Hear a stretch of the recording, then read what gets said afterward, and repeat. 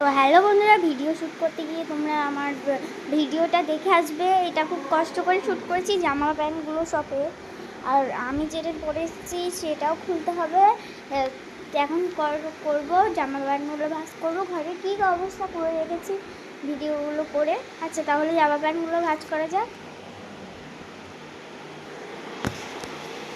তো বন্ধুরা দেখো, ঘরে কি অবস্থালো। আমি ভিডিও বানিয়ে এসবগুলো করেছি। মা যদি দেখতে পারে না, তার জন্য আমি করি। যখন মা বাড়ি থাকে না তখনই আমি ভিডিও শ্যুট করি আর ভিডিওটা তোমাদের সঙ্গে শেয়ার করি। তো জামা প্যান্টগুলো দেখো কীভাবে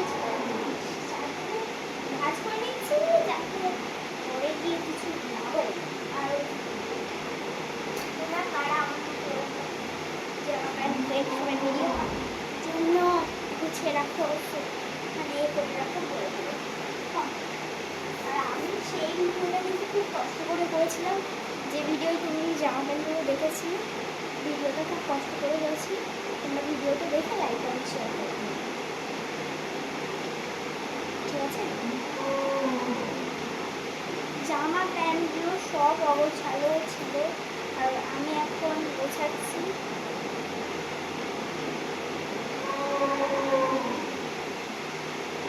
অন্যটা আমি দেখে না। আরে বলতে গেলে আমি শাড়ি পরতে যাই না বলেই আমি ওড়না নিয়ে এবারে শাড়ি পরেছি। ওরা প্লিজ তোমাদের পায়ে দুপুন ধরে বলি যে তোমরা আমার ওই ভিডিওটা দেখে লাইক কমেন্ট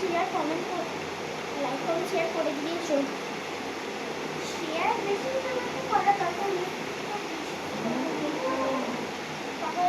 তাহলে তোমাদের মনের আশা পূর্ণ হবে এবং তোমার বাবা মা অনেকদিন বেঁচে